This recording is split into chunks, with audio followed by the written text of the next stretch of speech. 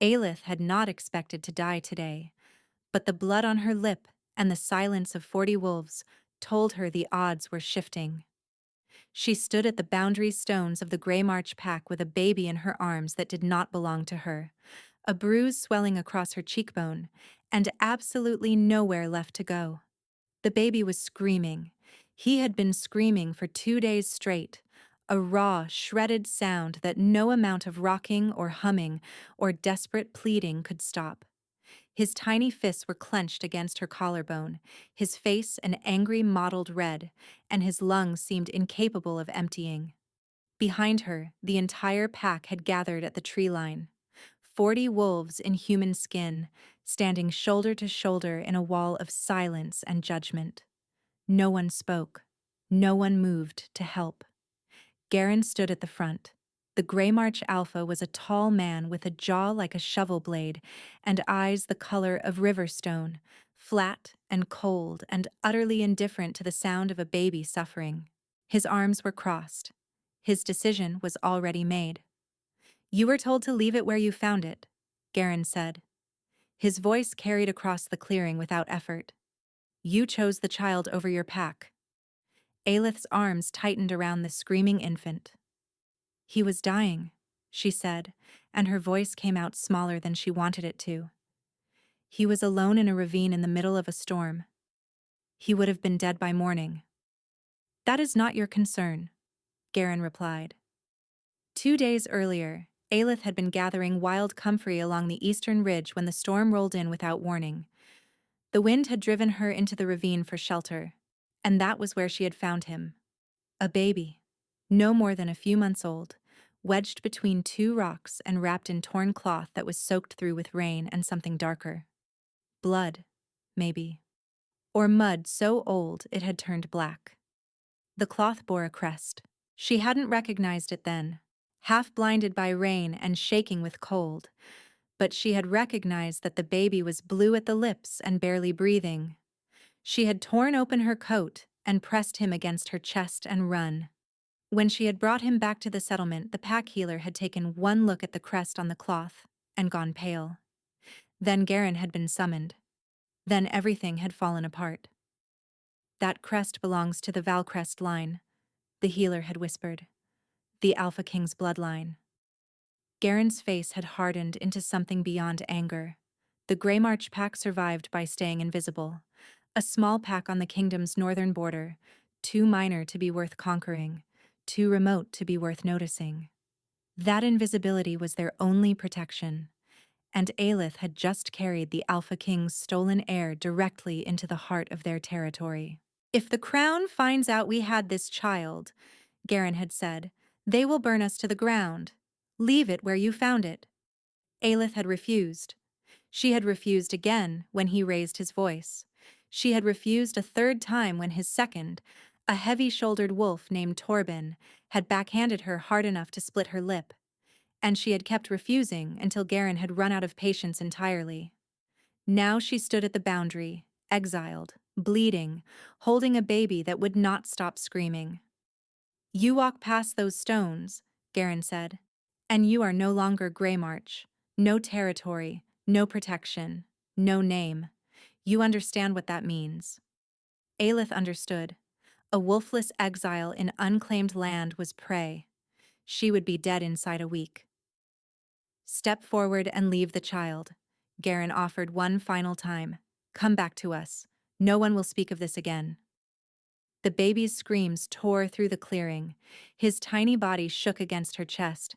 Aelith looked down at him, at the scrunched and furious face, at the fists that gripped the fabric of her shirt like it was the only solid thing left in the world.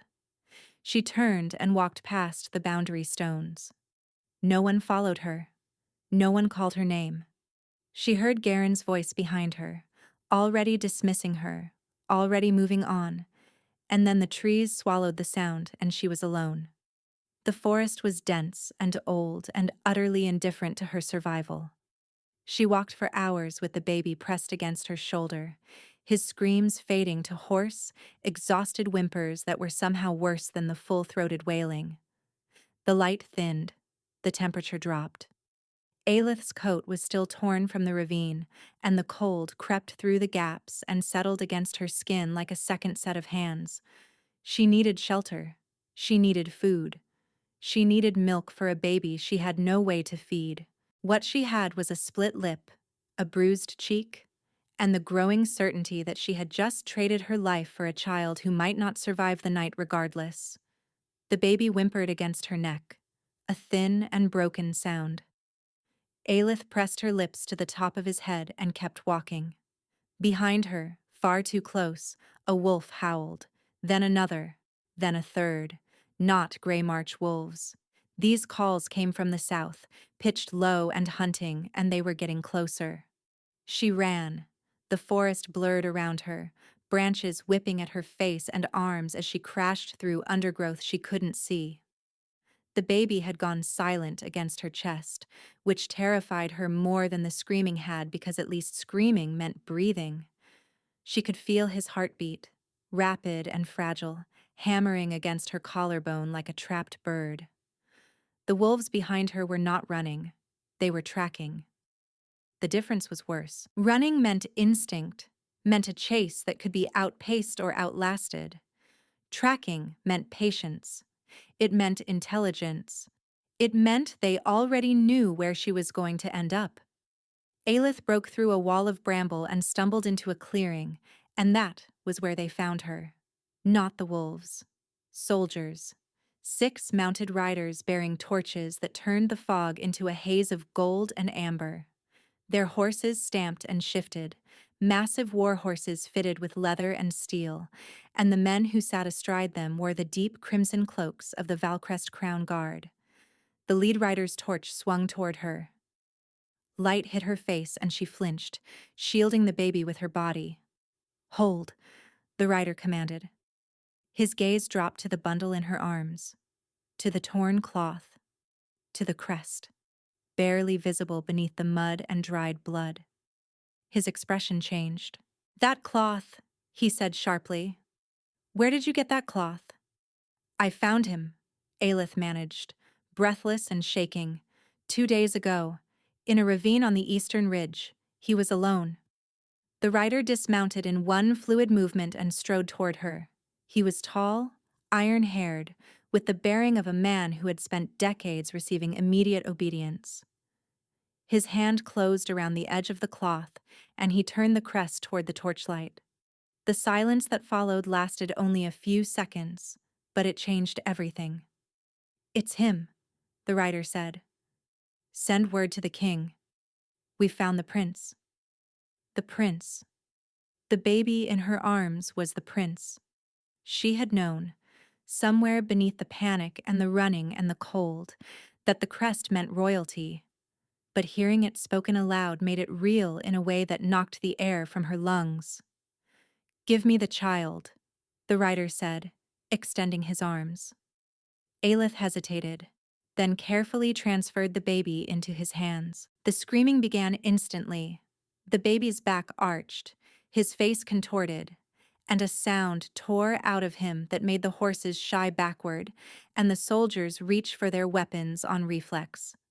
It was not the tired, hoarse crying of the past 2 days.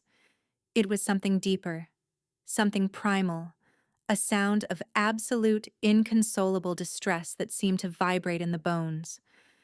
The rider held the baby at arm's length, his face rigid with shock. "Take him," he barked at one of his men. The second soldier fared no better. The baby screamed louder, his tiny body rigid, his face turning from red to an alarming shade of purple.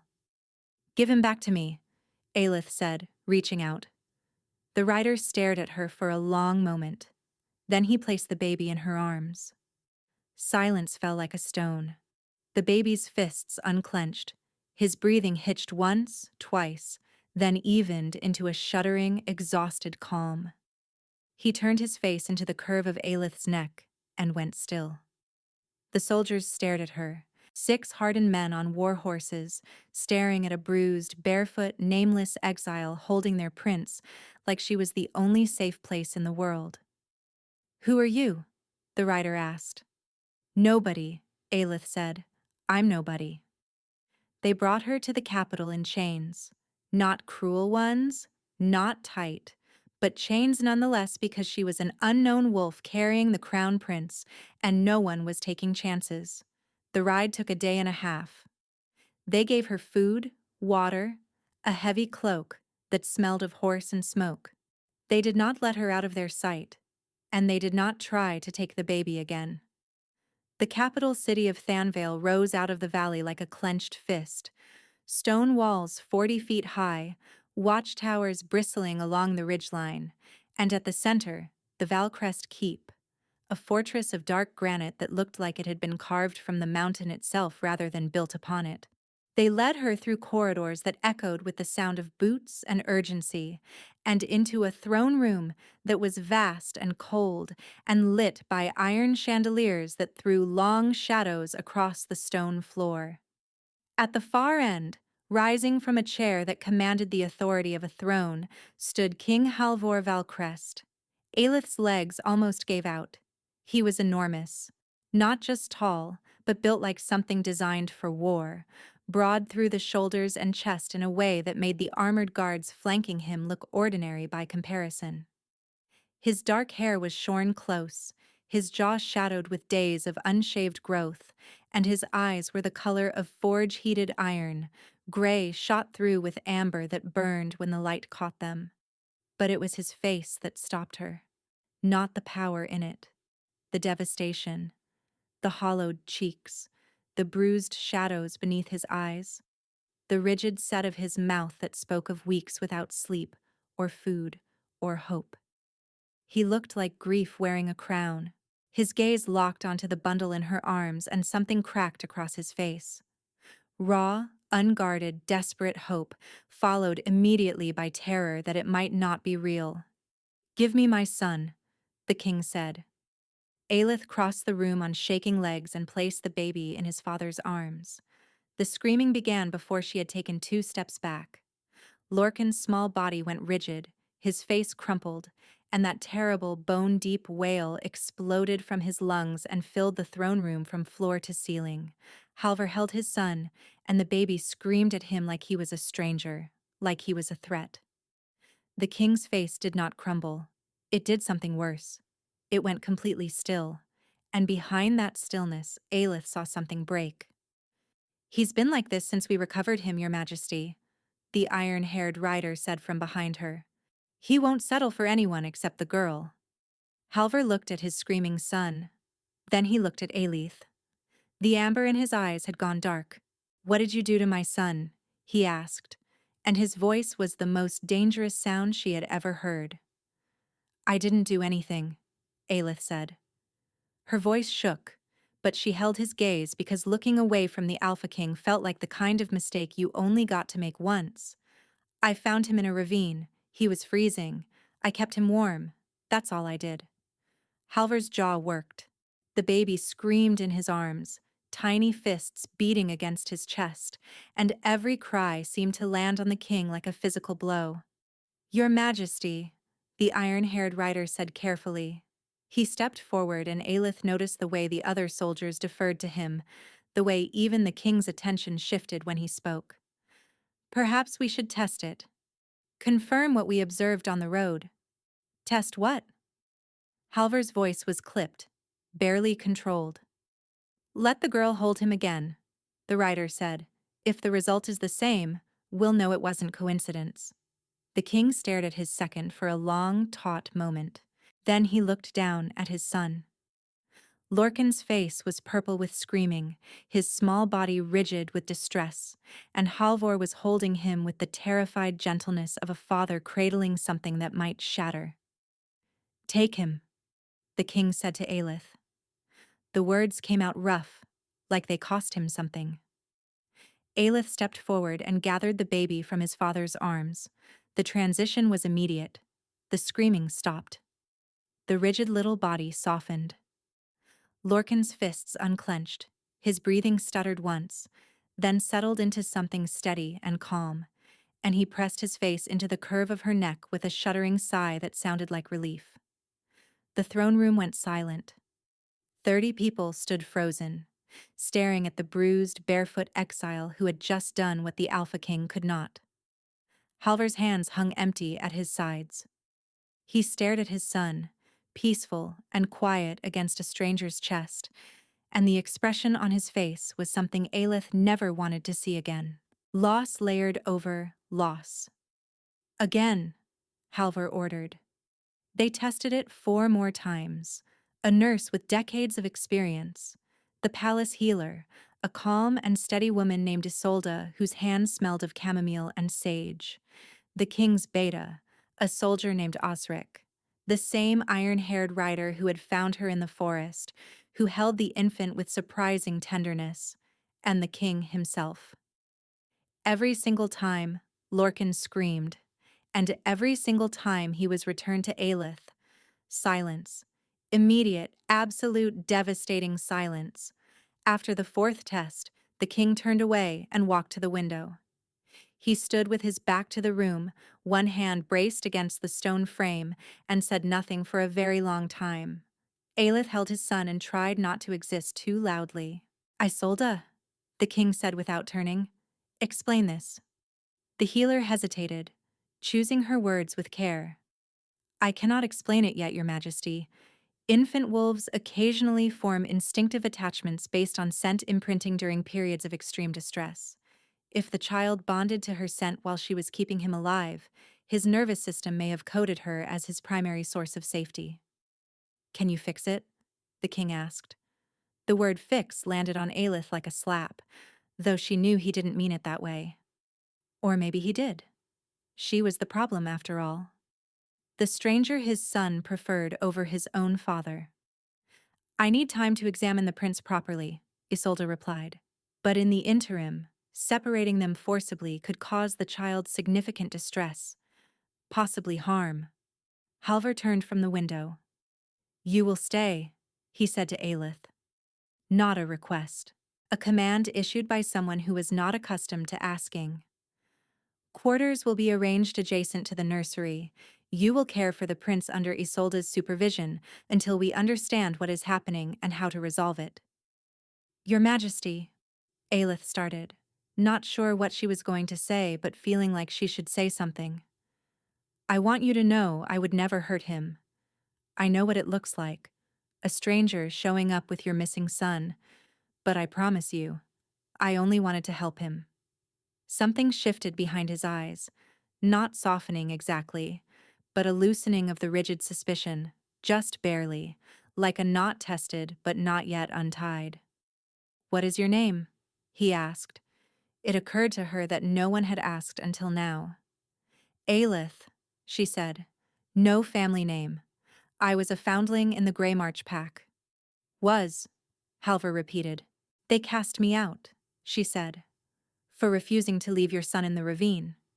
The king studied her face, her split lip, the bruise darkening across her cheekbone. She watched his gaze trace the marks and then move to his son, asleep against her shoulder with his small hand curled around a strand of her hair. Osric, the king said quietly, see that she has everything she needs. He left without another word. The throne room emptied slowly after him. Aelith stood alone with the sleeping prince and the beta, who regarded her with an expression she couldn't quite read. You should know, Osric said, that in 3 weeks of searching, the king has not slept more than an hour at a time. He has personally ridden with every search party. He has burned through every favor and alliance he holds. Aelith swallowed. Why are you telling me this? Because when you see him staring at you like he wants to tear you apart, Osric replied evenly, you should understand that it's not cruelty. It's a father watching someone else hold the child he almost lost forever. He turned and walked toward the door. At the threshold, he paused. Lorcan tends to wake at odd hours. The king checks the nursery every night without fail. I mention this only so you are not alarmed when you hear footsteps outside your door. He left. Aelith looked down at the baby sleeping against her chest, his breathing slow and even, his face peaceful for the first time since she had found him in that ravine. Your father is terrifying, she whispered to the infant, Lorcan sighed in his sleep and curled closer. That night, alone in the small room adjoining the nursery, Aelith lay in a bed softer than anything she had ever slept in and stared at the ceiling. Lorcan was in his crib 2 feet away, finally asleep after an hour of restless fussing that had only settled when she placed her hand through the crib bars and let him grip her finger. She could hear footsteps in the corridor. Slow, measured, deliberate. They stopped outside the nursery door. A long pause. Then they moved on. The footsteps came back 20 minutes later. Paused again. Longer this time. She heard the faintest creak of the nursery door opening, and through the gap in her own door she saw a shadow move into the room. The king stood over his son's crib, looking down at the sleeping infant. He didn't touch him. His hand hovered above the baby's head, trembling slightly, then pulled back like he was afraid contact would shatter the fragile peace. Aelith watched the most powerful man in the kingdom stand over his son's crib and not dare to touch him, and something inside her broke open. The first week passed in a blur of feedings, sleepless nights, and the slow process of learning the rhythms of a baby who had been through something terrible. Lorcan slept in short, fitful bursts, waking with sharp cries that cut through the dark, and the only thing that settled him was Aelith's hand through the crib bars, her fingers wrapped around his, her voice low and steady in the silence. She sang to him. Old songs from the Greymarch settlement, half-remembered lullabies that she had learned from no one in particular because no one had ever sung them to her specifically. They had just existed in the background of her childhood, drifting through walls and doorways, meant for other people's children. She had never thought she would be the one singing them. She had certainly never expected to be singing them to a prince in a palace that smelled of old stone and power. But here she was, and Lorcan's grip on her finger loosened slightly every time she reached the chorus, so she sang. Now, she sang them for this one. Isolde visited daily, arriving each morning with instruments and herbs and questions that Aelith couldn't always answer. How long does he sleep between wakings? Does the crying change in pitch before he settles? Does he respond differently to your voice than to silence? He grips tighter when I stop talking, Aelith offered one morning. And the king's visits? Aelith paused.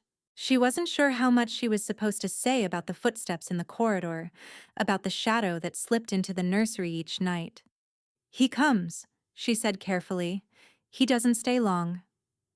Isolde's expression suggested she already knew the details Aelith was leaving out.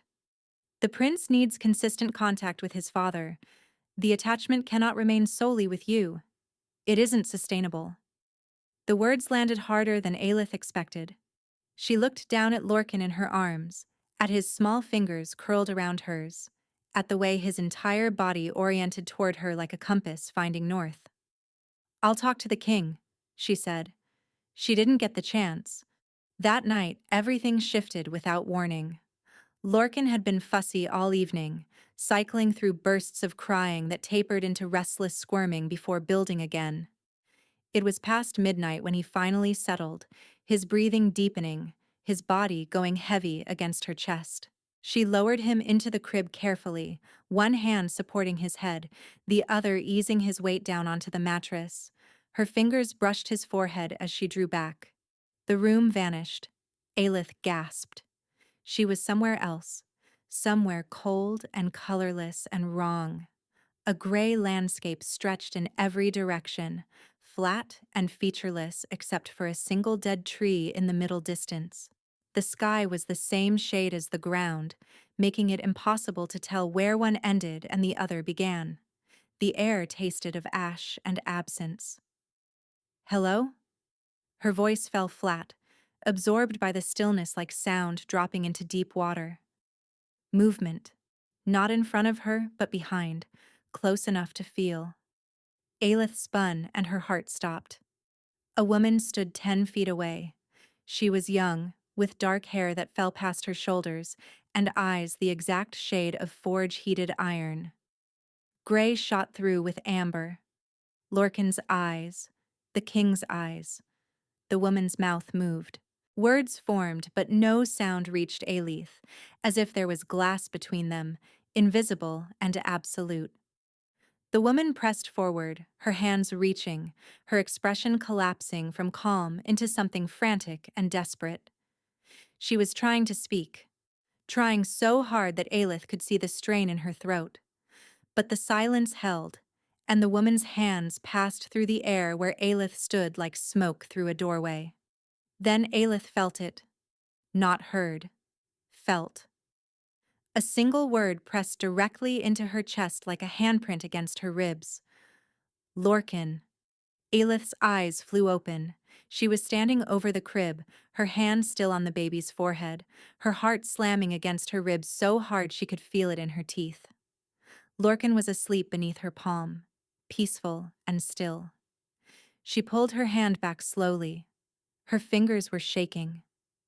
Her breath came in short, shallow gasps that she couldn't seem to deepen.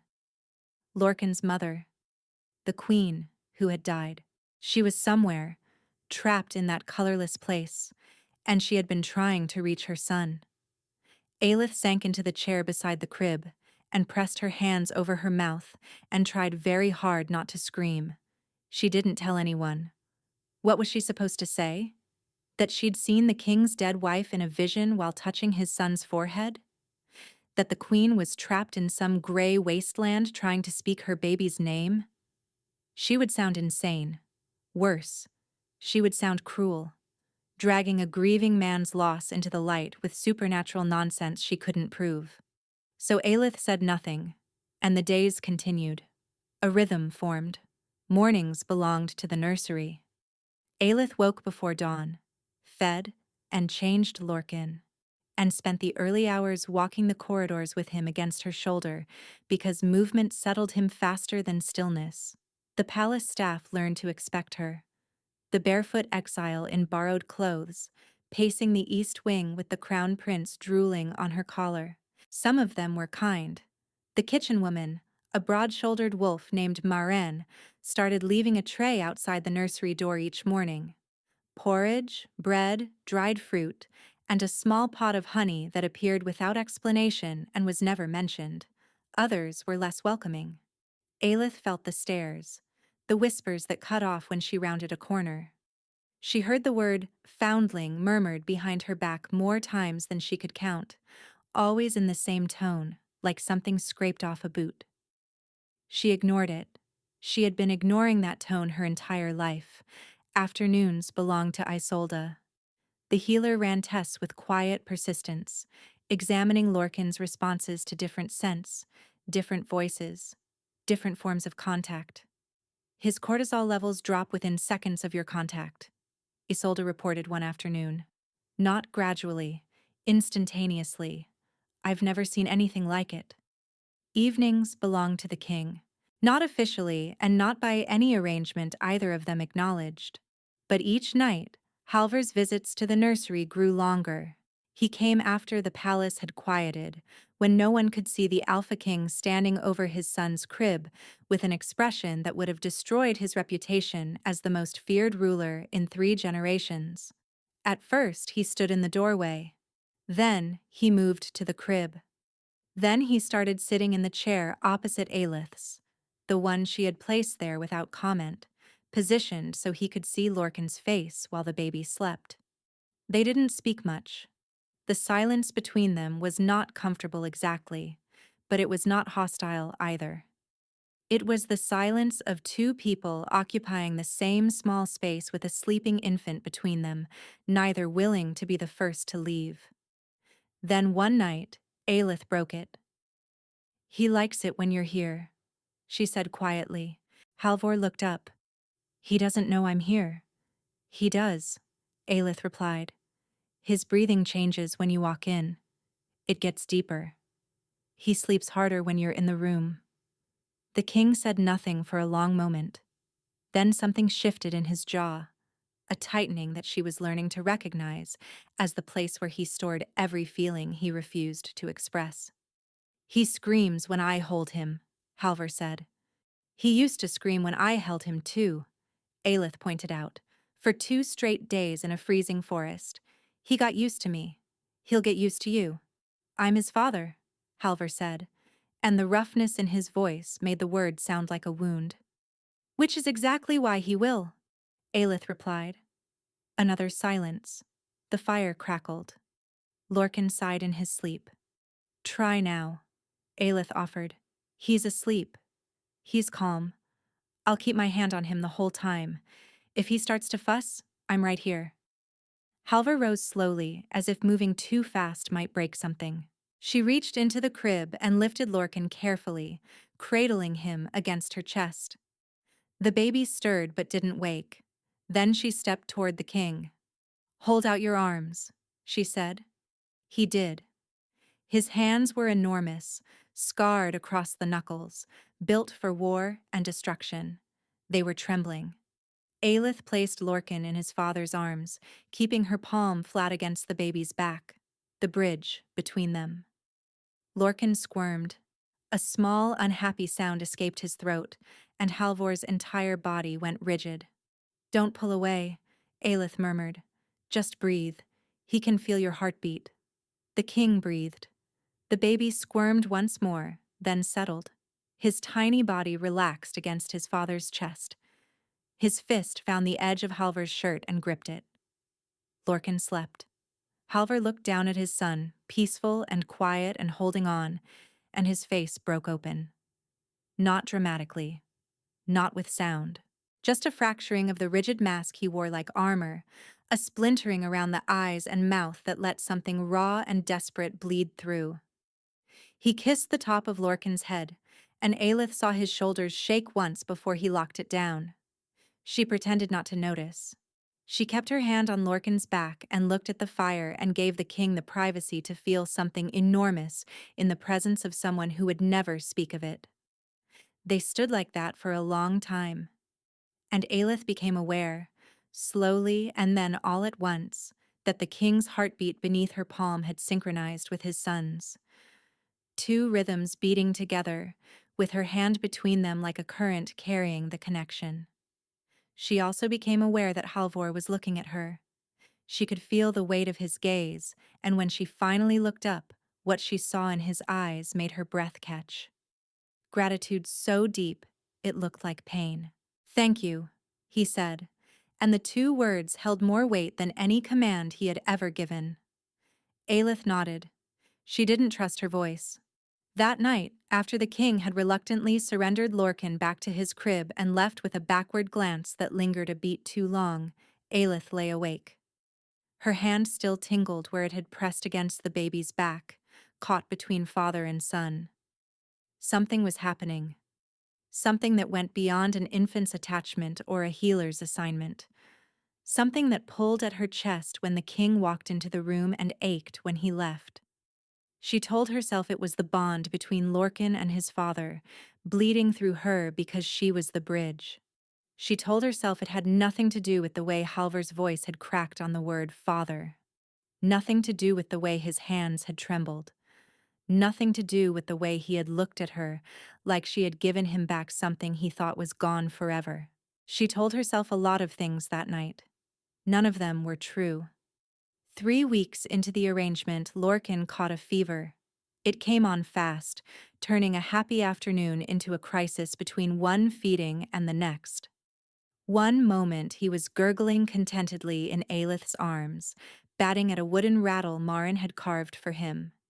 The next, his skin was burning and his cries had shifted from fussy to frantic.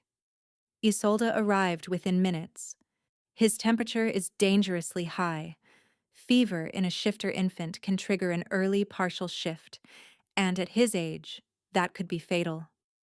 Aelith's blood went cold. The next 2 hours were the longest of her life. She held Lorcan while Isolde worked, pressing cool cloths to his skin, administering drops of tincture onto his tongue. The baby screamed and writhed and burned, and Aelith could do nothing but hold him and whisper things that meant nothing except that she was there. Halvor arrived like a storm front. The nursery door hit the wall hard enough to crack the plaster. Fever, Isolde said without looking up. I'm managing it. I need you calm, Your Majesty." He crossed to where Aelith sat and dropped to one knee beside her. This close, she could see the vein pulsing in his temple, the raw terror behind the fury. "I need both of you here tonight," Isolde said firmly. The prince responds to combined contact. Father and caretaker together stabilize him faster than either alone. The king pulled a chair beside Aelith's and sat close enough that their shoulders nearly touched. Lorcan lay across her lap with Halvor's broad hand covering most of the baby's torso, and between the cool cloths and the tincture and the presence of the two people his tiny nervous system trusted, the fever began, slowly, to ease. At some point past midnight, Lorcan's temperature broke and he slipped into a deep, exhausted sleep. Neither of them moved. "She would have known what to do," Halvor said into the silence. His voice was quiet and strange, emptied of its usual authority. "Thessaly, my mate. She was better at this." Aelith's heart clenched. She hadn't heard the queen's name spoken before. No one in the palace said it. It was as if the entire court had agreed to seal her memory behind glass. "What was she like?" Aelith asked softly. "Brave," he said. "Braver than me, which she never let me forget. She once told the northern warlords to their faces that their border tariffs were criminal, and then served them dinner and charmed them into lowering the rates by half." A pause. She sang off key. Deliberately, I think, because it made Osric wince. She laughed too loudly and argued too fiercely, and she would have loved Lorcan so much it would have been unbearable to watch. His voice cracked on the last word. "She died the night he was born," he continued. "Mechanical now, stripped of everything except the facts. Complications. The healers couldn't stop the bleeding. I held her hand and she held his, and she named him Lorcan because it means fierce one, and she said he would need to be fierce because the world was not kind." He paused. She was right about that. Aelith blinked and felt tears slide down her cheeks. "I couldn't look at him," Halvor admitted. "After she died, he had her eyes, and when he looked at me I saw her, and I couldn't bear it. By the time I could finally make myself hold my own son, he was already pulling away from me. And then, they took him. And I thought I would go mad." Aelith reached out without thinking and placed her hand over his. The contact was instinctive, and she didn't realize what she'd done until it was already happening. Her fingers covered his knuckles, and she felt the shock of warmth travel up her arm and settle somewhere behind her sternum. Halvor went still. He stared at her hand on his, then looked up at her face. The amber in his eyes caught the dying firelight. "You brought him back," he said. "Everyone else in this kingdom was searching with soldiers and hounds and threats. And you, a girl with no name and no pack, picked him up and chose to die for him." "I wasn't trying to die," Aelith whispered. "You walked into exile for a stranger's child," Halvor replied. "What would you call that?"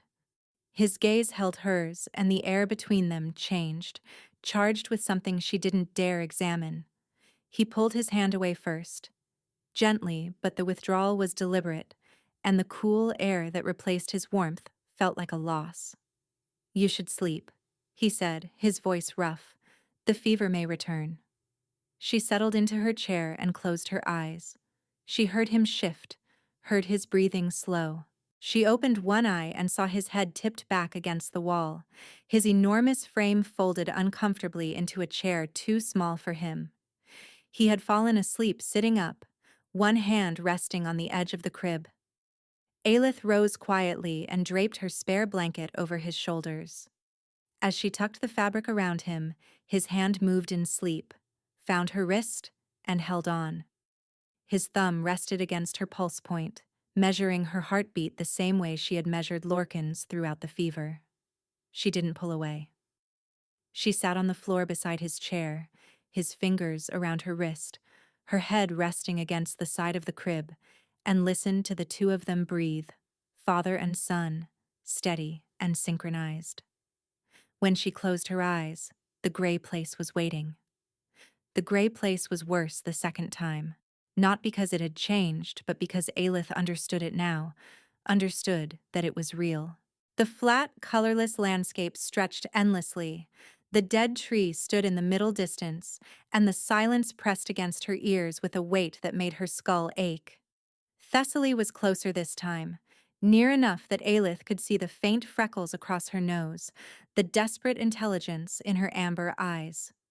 The queen's mouth moved again, forming words that produced no sound, her hands reaching through air that refused to carry her touch. Aelith tried to reach back. She extended her hand and felt something resist, a barrier she couldn't see, thick and elastic and cold. Her fingers pressed into it, and the cold spread up her arm like frost traveling across glass. Thessaly's expression shattered. She slammed her palms against the invisible wall, and her mouth opened in what should have been a scream. Aelith felt the echo of it in her bones, a vibration without sound, a grief so enormous it had its own gravity. Then the word again, not heard but pressed into her chest like a brand. Lorcan, please, save him. Aelith woke gasping, her hand still gripping Halvar's wrist. The king was awake instantly, on his feet, his body between her and the crib before his eyes were fully open. What happened? His voice cut through the dark, sharp and alert. She had to tell him. She couldn't carry this alone. I need to tell you something, she said, and you're not going to want to hear it. She told him everything. The first vision, 3 weeks ago. The one she had hidden. The gray landscape. The dead tree. The silence. And Thessaly. She said the name carefully, watching his face as she spoke, watching the way each word landed on him like a stone dropped into still water. When she finished, the silence stretched long enough to become unbearable. You saw her, he said finally. She's trapped, Aelith replied. In that place. She's trying to reach Lorcan. She's been trying this whole time, and I think that's why he cries. He can feel her, but he can't reach her, and it's tearing him apart. Halvar's hand gripped the edge of the crib. His knuckles went white. How many times have you been pulled into this place? He asked. Twice. And both times it happened when you were touching Lorcan? Yes. He turned to face her fully, and the look in his eyes made her stomach drop. Not anger, fear. A cold, absolute terror aimed directly at her. Then you will stop touching him, the king said. Your Majesty, I can't just stop holding him. He needs me. And I've seen what happens to people who get too close to things they don't understand. Halvar replied, his voice dropping low. My mate walked into a birthing chamber healthy and whole, and never walked out. I will not watch someone else be consumed by something connected to my family. He wasn't pushing her away out of indifference. He was terrified of losing another person. Halvar, she said, and his name felt strange and intimate on her tongue, the first time she had used it without his title. Don't, he said, stepping back. Isolde will find another way to manage Lorcan. You'll be moved to quarters in the East Wing, away from the nursery. You can't do this, Aelith said, her voice rising. Lorcan will scream himself sick. He's my son, the king said, and every word was iron. And I would rather hear him scream than watch you disappear into some cursed place because I was too selfish to let you go. He was gone before she could respond. The nursery door closed behind him with a sound that felt permanent. Aelith stood in the dark, her arms empty, her chest aching with a hollowness that seemed to spread outward from her ribs. She had walked past boundary stones. She had survived exile, survived a freezing forest with a dying baby, survived being dragged to the capital in chains. But nothing had hurt like being sent away by someone she hadn't realized she needed until this moment. In the crib, Lorcan stirred, his face scrunched, his fists clenched.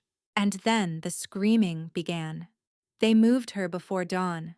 Aelith was escorted to a small room in the East Wing, 3 corridors and a locked door away from the nursery, where the stone walls were thick enough to muffle most sounds. Not all of them. She could still hear Lorcan crying. Or maybe she imagined she could. Maybe the sound had simply burrowed so deep into her nervous system that her brain produced it on its own, a phantom wail echoing through her skull at all hours. The first day was manageable. By the second, the headaches started. A dull, persistent pressure behind her eyes that no amount of water or rest could relieve. By the third, her hands were shaking. A tremor that lived in her bones and radiated outward, making it impossible to hold a cup without spilling. On the fourth day, Marin brought her food and stayed to watch her eat. Aelith managed 3 bites of bread before her stomach revolted. "You look terrible," Marin said. "I feel terrible," Aelith admitted. "The baby's worse," Marin said quietly. "Hasn't stopped since you left. The nurses are rotating in shifts because none of them can handle more than a few hours. Isolde is trying everything. Nothing works." Aelith closed her eyes. "And the king?" she asked. "He holds the baby every night, for hours. The prince screams the entire time and the king just sits there and takes it. He won't put him down." She paused. "He's not sleeping either." Aelith imagined Halvor alone in the nursery, holding a screaming infant against his chest, absorbing every cry like penance for a decision he had made to protect someone who hadn't asked to be protected. The 5th day brought the dreams. Not the gray place, just dreams. Ordinary, terrible dreams in which she stood outside the nursery door and could hear Lorcan crying and the door wouldn't open. She woke from them gasping, her fingernails leaving crescents in her palms. Her wolf, dormant and quiet her entire life, began to pace beneath her skin. She could feel it prowling, restless and agitated, pressing against the boundaries of her human form with an urgency that frightened her. She had never felt her wolf so strongly, had always assumed her shift was weak, unremarkable. But now the animal inside her was frantic, clawing at her ribs, demanding she go back, demanding she find the baby and the king and the heartbeat she was missing. On the 6th day, she collapsed in the corridor. She made it halfway to the kitchens before the gray crept in at the edges of her vision. The floor tilted sideways, and her legs simply stopped working. She hit the stone hard. Footsteps. Voices. Someone turning her over, pressing fingers to her throat, calling her name. She opened her eyes to find Osric kneeling over her, his face tight with controlled urgency. "I'm fine," Aelith managed. "You are very clearly not fine," the beta replied. He carried her to the infirmary himself. Isolde met them at the door, took one look at Aelith, and her face hardened. "How long has she been like this?" "I don't know. I found her on the floor," Osric said. Isolde's hands were on her face, her wrists, pulling back her eyelids. "Aelith, can you tell me what you feel?" "Empty," Aelith whispered. It was the only word that fit. A hollowness in her chest where something warm used to live, a void shaped exactly like a small body against her shoulder, and a large hand covering hers in the dark. "Get the king," Isolde said. "He won't come," Osric replied. "He believes separation is protecting her." "Then tell him his protection is killing her," Isolde said flatly. "And bring the child." Osric left at a run. Aelith lay on the infirmary cot and listened to her own heartbeat, slow and uneven, stumbling over beats like it had forgotten the rhythm. The door burst open. Halvor stood in the doorway, Lorcan wailing in his arms, and the sight of Aelith on the cot stripped every layer of composure from his face. "Put the child on her chest," Isolde commanded. Halvor crossed the room in 3 strides and placed his screaming son against Aelith's body. Lorcan's cries cut off mid-breath. His rigid body softened. He pressed his face against her collarbone and went silent, and Aelith felt the warmth flood back into her chest, like blood returning to a numbed limb. She pressed her face into Lorcan's hair and breathed him in, and felt the hollow inside her begin to fill. Halvor sank into the chair beside her bed. His expression was so raw with guilt and relief that Aelith had to look away. "I did this," he said. "You were trying to protect me," Aelith replied. "I almost killed you," the king whispered. Isolde waited until Lorcan was settled before she closed the infirmary door and turned to face the three of them. The king sat rigid in his chair, one hand resting on the edge of Aelith's cot. Osric stood by the window, arms folded. "I have spent 6 weeks examining this situation," Isolde began. "Testing, documenting, consulting every record available to me. And I have been wrong about what is happening here." "Wrong how?" Halvor asked. "I treated this as a simple scent imprint.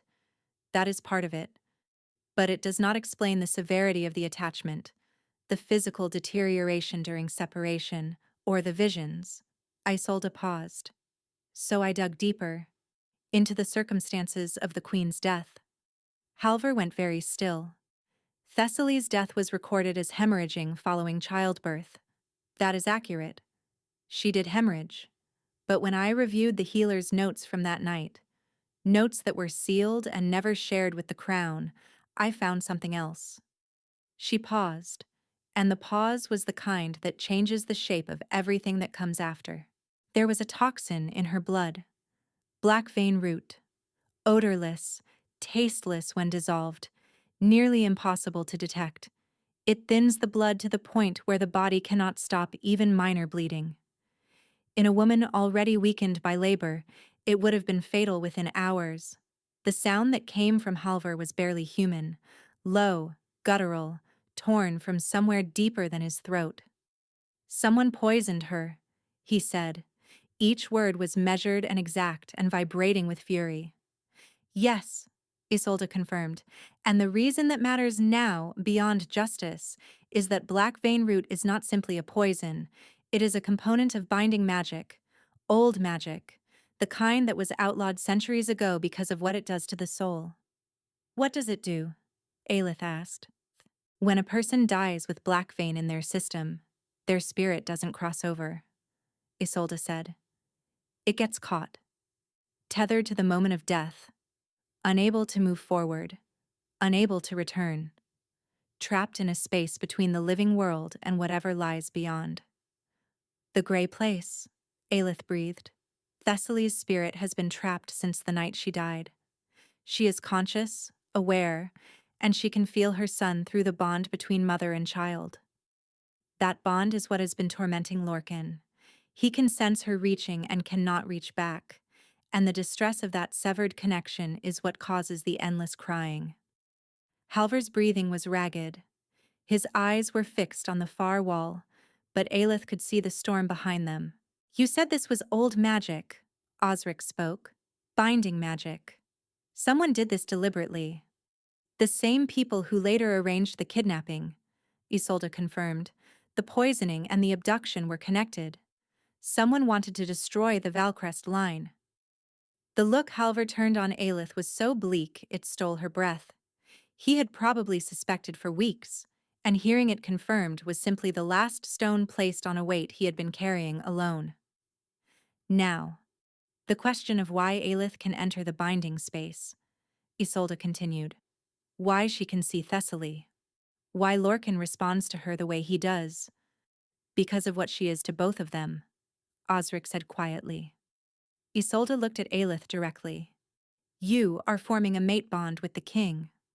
Aelith felt the blood drain from her face. "It began the moment you picked up his son in that ravine," Isolde explained. "The bond recognized Lorcan as the child of your fated mate, and it activated your protective instincts before you had ever met the king. That is why you refused to abandon the baby. That is why your wolf, dormant your entire life, woke up the moment you entered this palace. And that is why you can reach Thessaly, because the bond connects you to everything that belongs to him, including his grief, including his dead mate's trapped spirit." Halvor stared at his hands and said nothing. "The bond is incomplete," Isolde continued, which is precisely what makes it dangerous. She turned to Halvor. When you separated them, you tore an incomplete bond under stress. The damage was physiological. Another week, and her organs would have begun to fail. And Lorcan? Halvor asked, his voice barely audible. Lorcan is caught between two bonds, the one pulling him toward his dead mother and the one pulling him toward Aelith. If the binding magic holding Thessaly is not broken, it will continue to pull at Lorcan until it drains him entirely. Isolde let the words settle before delivering the final blow. Aelith is the only one who can enter the binding space and reach Thessaly. She is the only one who can break the tether. But if the bond between her and the king remains incomplete when she enters that place, she won't have the anchor she needs to come back. Meaning she could become trapped there too, Halvor said. Permanently. The infirmary went silent. Halvor raised his head and looked at Aelith, and the expression on his face was the most terrifying thing she had ever seen. Not rage, not grief. Surrender. The look of a man who had been fighting on every front for so long that the discovery of one more impossible battle had finally broken something load-bearing. No, he said. She's not going in there. There is no other way, Isolde said. The king stood. He looked at his son, at Aelith, at the bond he could feel pulling him toward a woman he had not chosen and could not lose. Then he turned and walked out without another word. Aelith watched him go. Then she looked at Osric. He's going to try to find another way, she said. Yes, Osric confirmed. There isn't one, is there? No, there is not. Aelith kissed the top of Lorcan's head.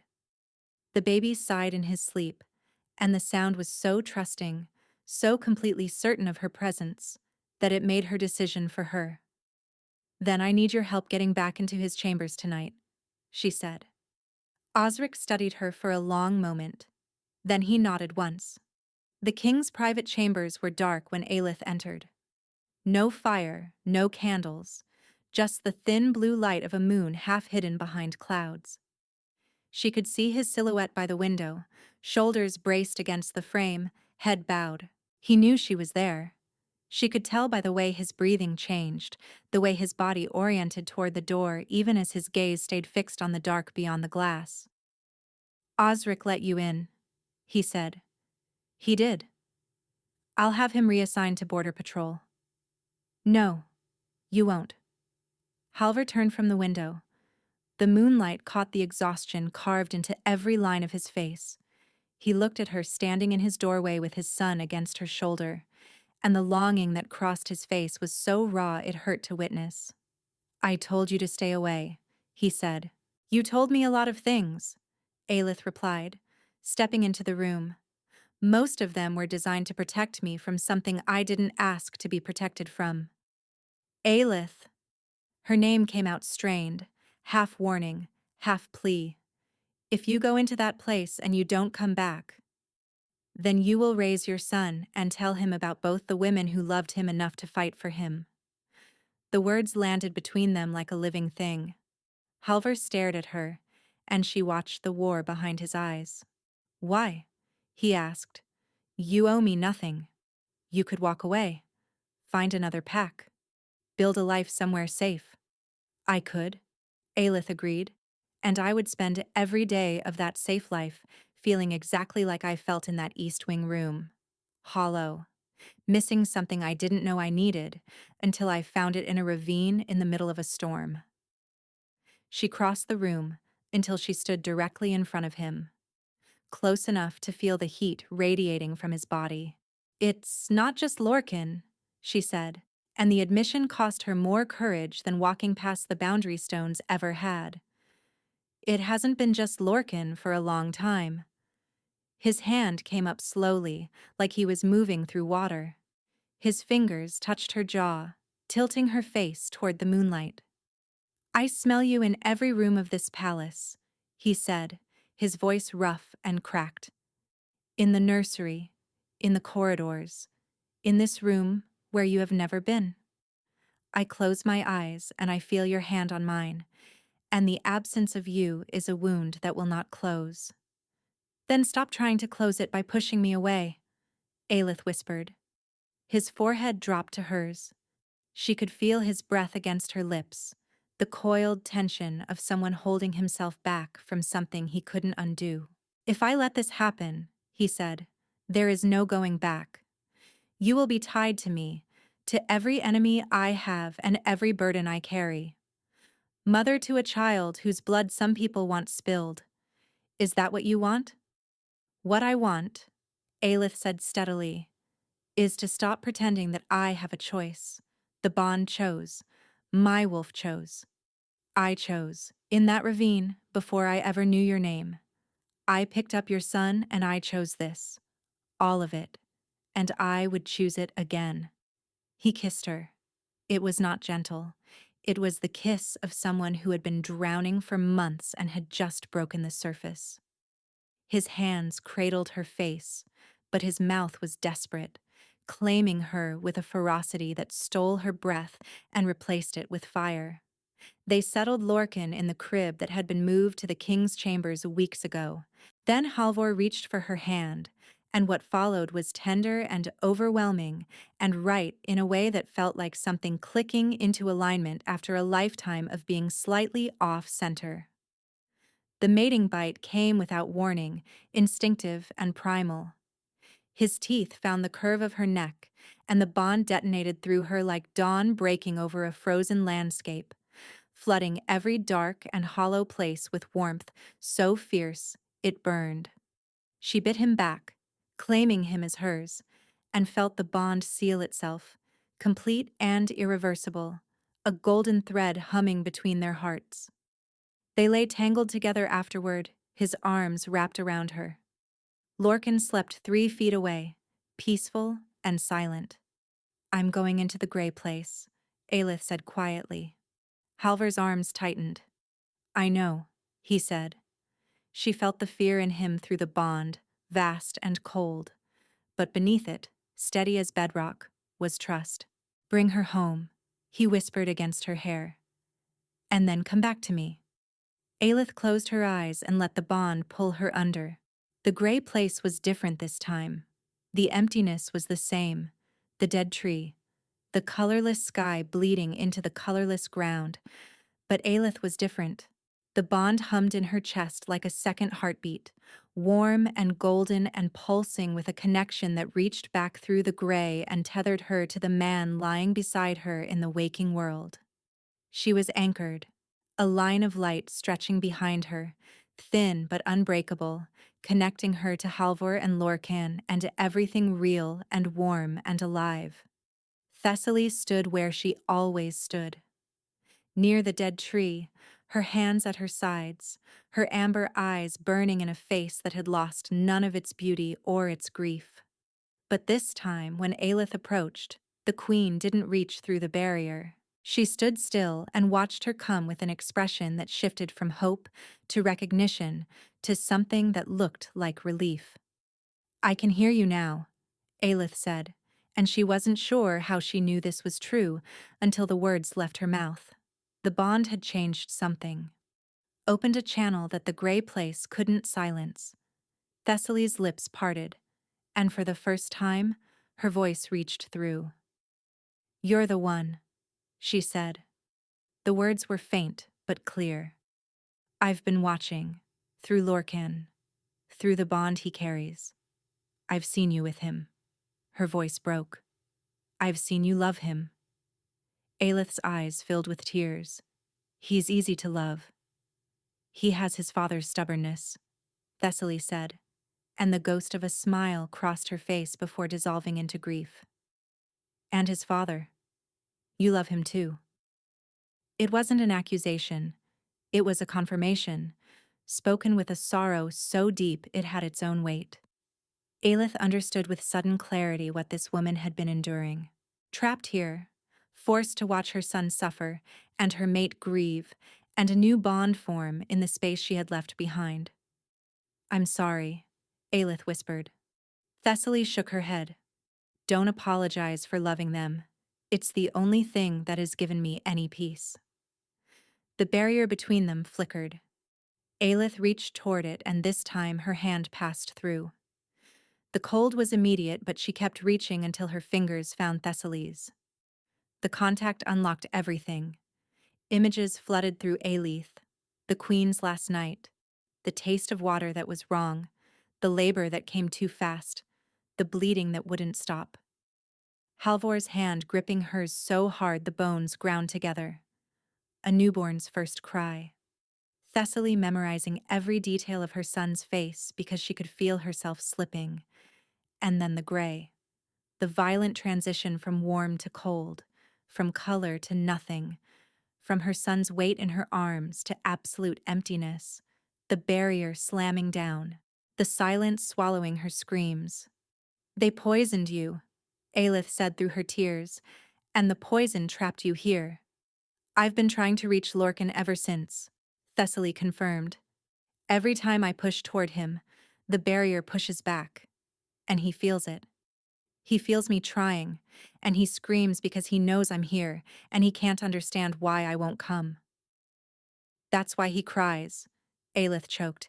He's been crying for his mother. And I've been here, right here, unable to hold him. The gray place trembled. Aelith felt the bond in her chest flare brighter, and she understood what she needed to do. Not fight the binding magic, not break through it with force. The tether holding Thessaly wasn't a chain, it was a knot, and the knot was tied from both sides. You're holding on too, Aelith said gently. Thessaly flinched. The magic trapped you here, Aelith continued. But you could have fought it. You could have pulled toward the light. You stayed because you couldn't leave him. The queen's face crumpled.